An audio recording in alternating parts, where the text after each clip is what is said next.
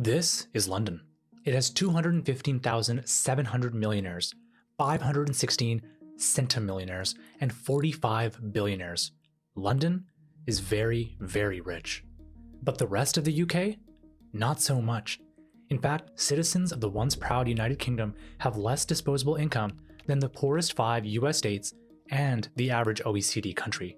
And if you remove London and the southeast from the equation, the UK's GDP per capita drops 14%. Life expectancy in parts of Blackpool are lower than in Rwanda, and entire cities and towns that once thrived now rank among the poorest in Western Europe. The UK has gone from the greatest kingdom on earth to squalor. How did it get here? This is the UK, the divided kingdom. Our story starts in 1979. Margaret Thatcher is elected Prime Minister with the goal of controlling inflation. In the lead up to her election, inflation had spiraled out of control. £100 in 1970 was worth over 300 by 1979. But what caused this? First, the 1970s were rocked by two massive oil shocks. When OPEC doubled and then tripled oil prices, everything from gas to groceries got more expensive overnight. At the same time, wages kept rising as powerful trade unions demanded more pay to keep up with the rising prices, creating a vicious cycle of rising prices leading to rising wages, leading to rising prices, and so on. Add to this loose monetary and fiscal policies leading to tons of money floating in the economy, and you have a recipe for disaster. Guided by Chancellor Geoffrey Howe and hardline monetarists like Keith Joseph and Alan Walters, Thatcher had made inflation enemy number one. To fight it, her strategy was simple. First, reduce the money supply. Thatcher's government set out to strangle money supply, cutting sterling M3 growth from 12% a year to just 6% by 1984. Second, interest rates.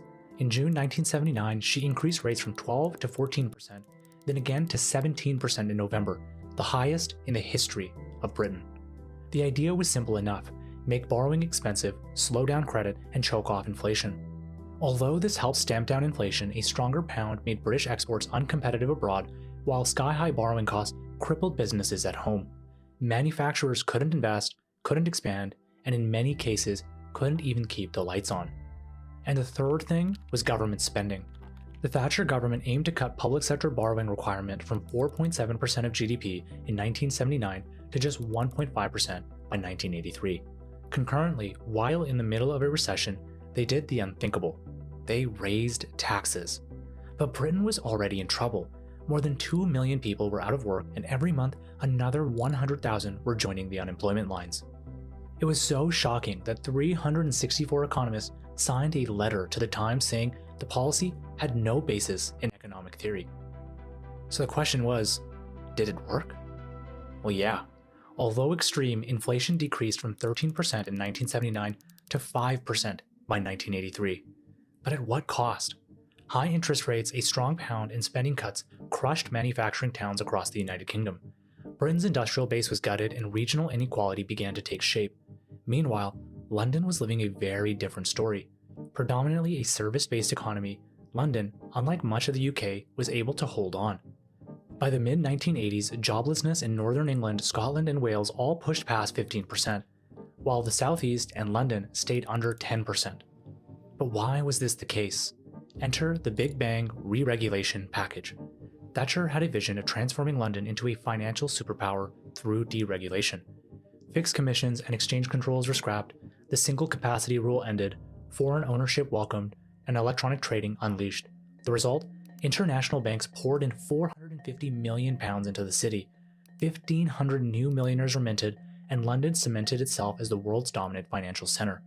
On paper, the UK looked like it had gone through a renaissance. At the end of Thatcher's first year in office, GDP was around 1 trillion Great Britain pounds, but when she left in 1990, it was 1.4 trillion GBP. GDP per capita also rose from 15.5 thousand to 19.9 thousand by 1990. Britain was richer. But this data doesn't show the whole picture. During the same period of time, the Gini coefficient, a measure for inequality, increased from 25 to 35, meaning while GDP per capita rose by 30%, inequality rose by 40. So although Britain was richer, it was becoming more unequal. This was partly due to the extreme cost of Thatcher's policies on Britain's industrial base. For example, in 1979, manufacturing accounted for nearly 30% of the UK's GDP, and by 1990 it fell to 16%. Concurrently, manufacturing employment fell by nearly 40% from 1979 to 93. So yes, GDP rose, GDP per capita increased, but if you didn't live in London, it wasn't so obvious. The services industry grew, but other industries declined as the UK wanted to rejig its economy. Another way to examine the impact of shifting industries is the relationship between direct and indirect jobs created. Basically, if you open a factory selling widgets, you might hire 100 people directly, but to make your widgets you need steel, electricity, and distributors, and more. Your factory therefore might support an additional 300 indirect jobs, giving a ratio of 1 direct job to every 3 indirect jobs. If we look at banking, the total is around 200 indirect jobs per 100 direct jobs, a ratio of 1 to 2. But if we look at iron manufacturing, the total is over 900 indirect jobs per 100 direct jobs, a ratio of 1 to 9. In fact, if we look at the financial services industry broadly, the ratio is around 1 to 3.6, which sounds great, but when you compare it to other industries like utilities, durable manufacturing, and non-durable manufacturing, it isn't. And this is one of the reasons that service-based industries lead to higher GDP but increase inequality as earnings become more concentrated among a smaller group of individuals. But this isn't simply about job creation, it's also about wages and benefits. Manufacturing jobs tended to be characterized by formal employment agreements with strong benefits, retirement plans, paid holidays, insurance, and sick leave. Alternatives for the majority low-skilled manufacturing workforce did not have these characteristics.